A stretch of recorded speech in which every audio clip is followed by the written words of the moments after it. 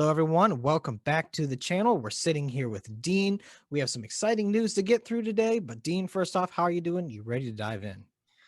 I'm in quarantine here in Vancouver, so it's as good. I'm as good as can be expected, I suppose. Well, when you're stuck looking at a computer screen, might as well have your nose to the grindstone and get some work done, right? That's right.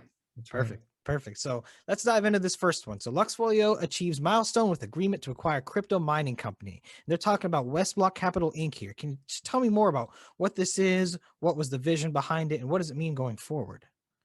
Yeah. So when we were sort of looking at the space from a lending perspective, our group at Cypress Hills Partners obviously got quite enamored with the idea of acquiring some equipment. So the 590 miners that we acquired in December are to be delivered in next month, early next month, hopefully. Mhm. So we've got confirmation of that. So the next thing that is a challenge for all crypto miners is, you got to have a place where you can have a sustainable custodian, somebody where you can plug these things in, where you can sleep at night knowing that, if there's that your cost of power is steady, you've got a solid partner, and your machines are maximizing their value by being plugged in an efficient way.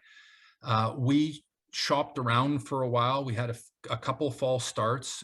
We met the people at West Block probably about 3 months ago. Immediately, it was a good fit. That group had been through sort of the crypto winter and survived, in large part because they had a wonderful relationship with the utility. So we're going to be, as a result of this acquisition, our cost of power is going to be, top 10%.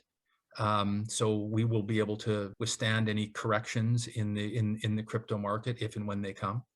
Mhm. And it's exciting for us because I think that we're on the cusp of demonstrating that we are fully integrated. We have the ability to acquire and finance machines, and we're going to have up to 15 megawatts at the current site, West Block site, and then additionally with that power provider, there is really sort of no end in sight to the opportunities that we see moving forward with them.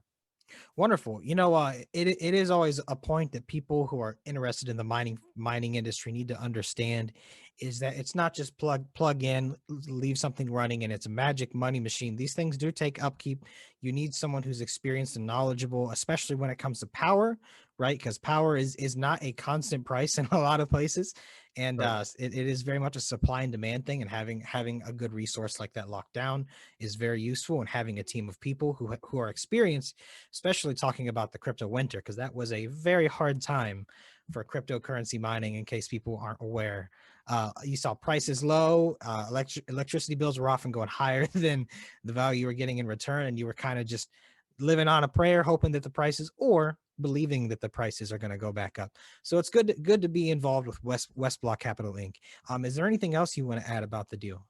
Well, I think the power provider, the partner there, the Navajo Nation, and that group are extremely supportive, and they've got, as we've sort of demonstrated our ability to execute, they are increasingly interested in doing more and more things with us. So we're hopeful that we're going to be able to go well beyond 15 megawatts at the current site and begin looking at other opportunities that they have available for us, and move aggressively. I think as a management group, when we look at opportunity, this macro opportunity, we sort of view it as, look, we can't control what the price of Bitcoin is. If and people that are investing in this space believe in the future of cryptocurrencies. They believe that there is a brave new world that's in front of us, and that there's lots of opportunity there.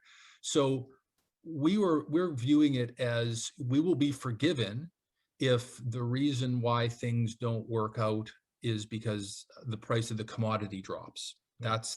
That's forgivable.